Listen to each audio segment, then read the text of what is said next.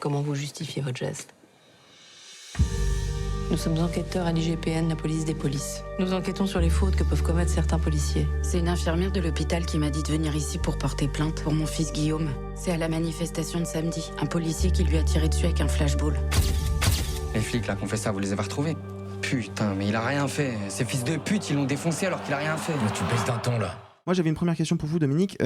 Sortir de La Nuit du 12 pour arriver à celui-ci, est-ce qu'il y avait une continuité, une logique, une volonté de continuer à creuser l'appareil policier? Est-ce que c'était évident d'aller sur ce terrain-là ou pas pour vous? Évident, je sais pas. Enfin, une curiosité envers l'institution policière, oui, mais c'était pas non plus pour moi une suite logique. Enfin, je me suis pas dit immédiatement après La Nuit du 12, tiens, maintenant je vais enchaîner sur dossier 137. Même avec mon camarade co-scénariste Gilles Marchand, on a exploré d'autres pistes qui avaient absolument rien à voir avec la police avant de revenir d'une certaine façon à l'institution policière. Et je pense que c'est venu de deux choses. Enfin, à la fois une curiosité envers l'IGPN, donc la police des polices, une institution assez inaccessible et un peu secrète. Enfin, on n'y met pas facilement les pieds. Donc il y avait cette curiosité-là et aussi l'envie de parler du maintien de l'ordre, parce que je pense que le lien s'est fait à travers des lectures, enfin d'enquêtes journalistiques sur des violences policières où était remis en cause justement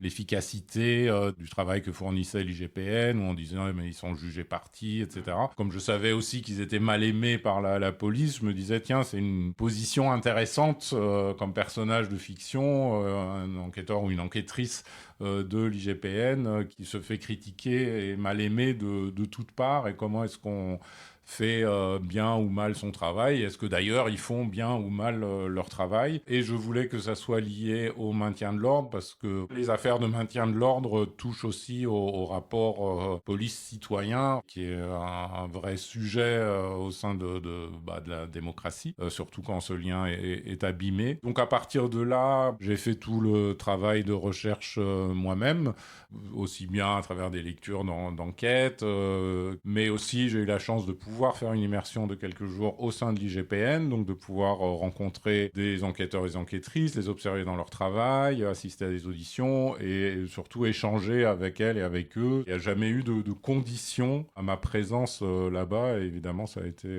très précieux. Mais au-delà de ça, j'ai aussi rencontré après des avocats qui défendent des victimes, un avocat qui est spécialisé dans la défense de policiers, une famille de victimes.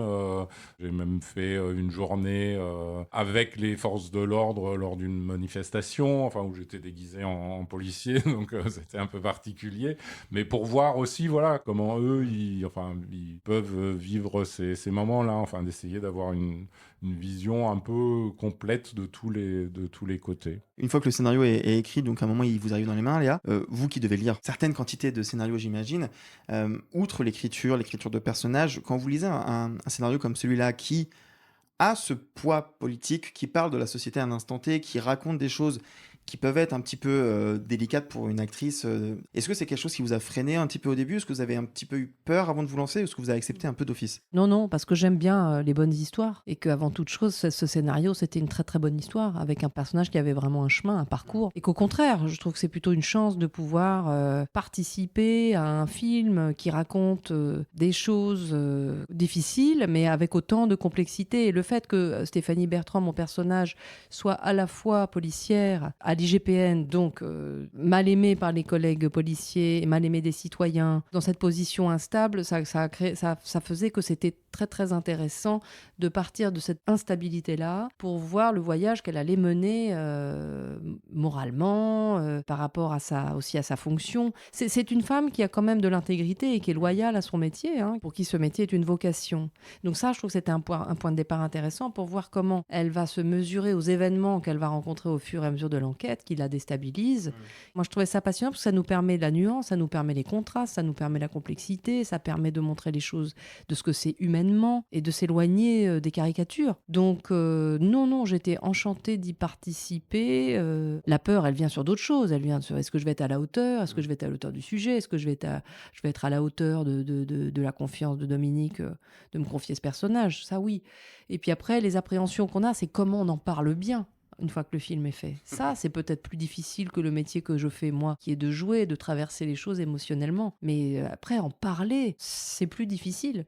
parce qu'on n'a pas envie d'être maladroit. Donc j'ai grand plaisir à parler de ce personnage. Et vous qui avez joué dans des comédies, dans des drames, des romances, dont vous avez une carrière qui est assez complète, aborder ce film-là, et dites-moi Dominique si je me trompe, mais j'ai l'impression dans une forme d'hyper-réalisme, très proche de la réalité justement, très documenté comme vous le disiez. Est-ce qu'il y avait une volonté un peu d'essayer de se rapprocher le plus possible justement de comment se comportent les policiers et les policières de l'IGPN, la stature, la manière de tenir les interrogatoires, d'être très proche de la réalité et du coup de laisser assez peu de place peut-être à la liberté de l'actrice que vous êtes, ou est-ce que vous vous êtes dit je suis un personnage et je rentre dans ce personnage? Non, on a abordé ça.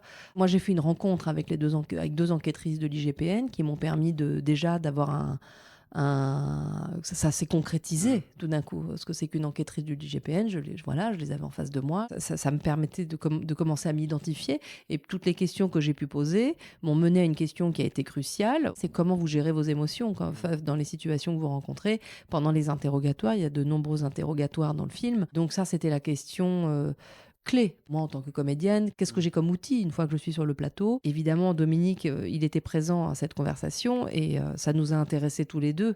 Et c'est quelque chose que Dominique a tenu pendant tout le film. Comment on maîtrise l'émotionnel, quoi. C'est-à-dire qu'évidemment qu'il est là, mais les policiers m'ont dit non, ça c'est interdit.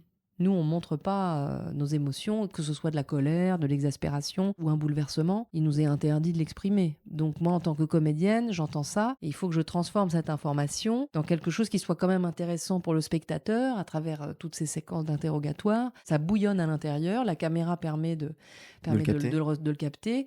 Et ça bouillonne et c'est à fleur de peau. En termes de mise en scène, justement, quand on aborde cette espèce d'hyper-réalisme avec ce personnage qui doit être très droit dans sa profession et dans ce qu'elle doit faire, comment vous réussissez à faire transparaître ce qu'on vient d'évoquer, à savoir le bouillonnement interne? C'est une vraie fiction dans le sens où c'est hyper construit.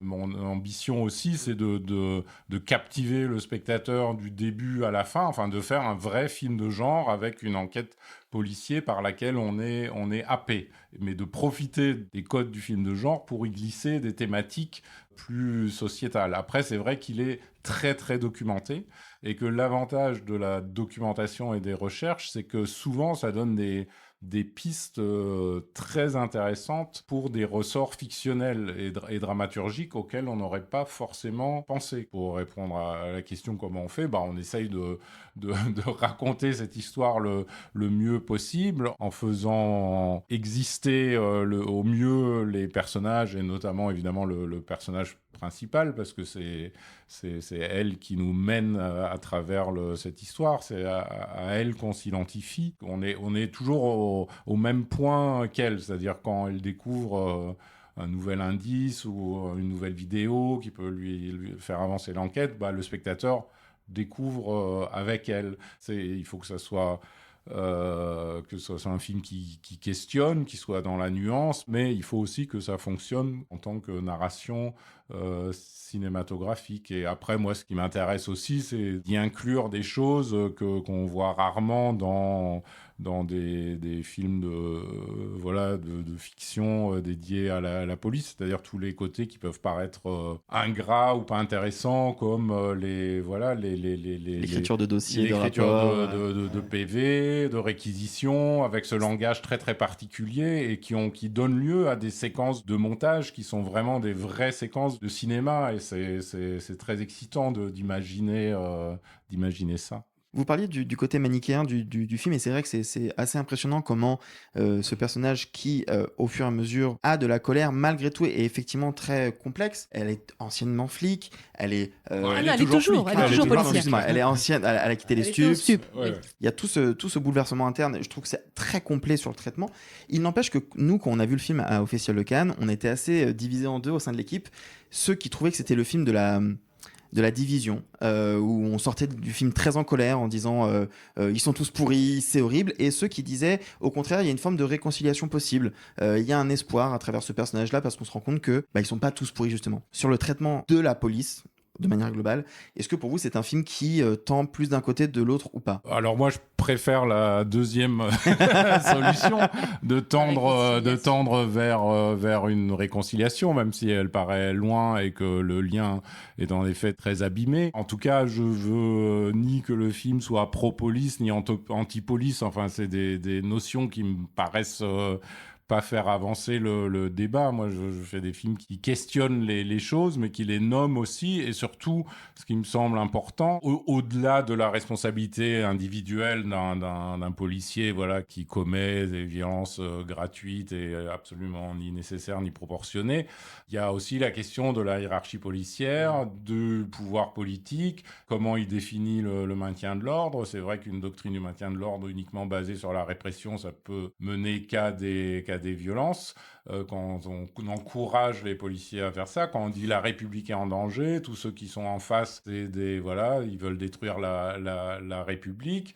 Il ne s'agit pas non plus de dire que tous les manifestants sont pacifiques et il y en a aussi des violents, mais ça ne justifie pas autant de les mettre tous dans le même sac et de dire, bah voilà, donc moi, de dire tous les policiers sont des bâtards ou tous les manifestants sont des éco-terroristes, ça ne fait pas avancer les choses. Enfin, et je pense qu'il est important d'arriver à réparer ce lien abîmé, mais il faut que ça vienne du politique, enfin, qui doit avoir déjà des paroles claires, enfin, et de ne pas louvoyer et dire oui, mais nanana, enfin, quand il y a des violences ou des comportements qui sont inacceptables, enfin, comme ce qu'on a pu voir sur les vidéos de Sainte-Soline, bah, il faut le dire clairement. Il faut dire ces comportements, ces paroles sont inacceptables et c'est pas parce qu'on dit ça qu'on jette l'opprobre sur toute la profession. Au contraire, on ne rend pas service aux policiers qui essayent de bien faire leur travail, et il y en a, en essayant de masquer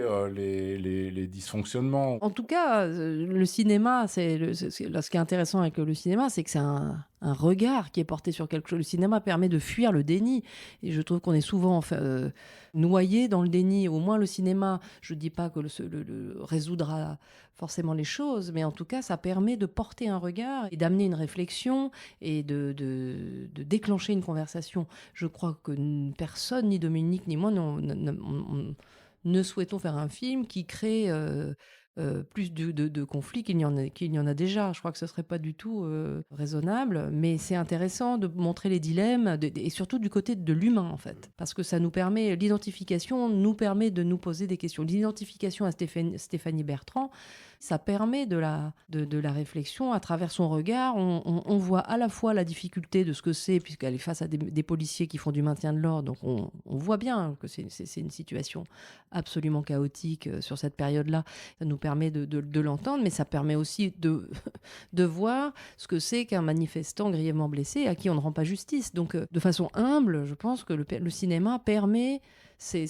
j'espère, cette réflexion, mais qui doit se faire de façon collective. C'est pas à nous de dire, voilà, nous, on a tout compris, et pas du tout. Je crois que le cinéma est suffisamment passionnant pour qu'on puisse avoir envie d'en discuter.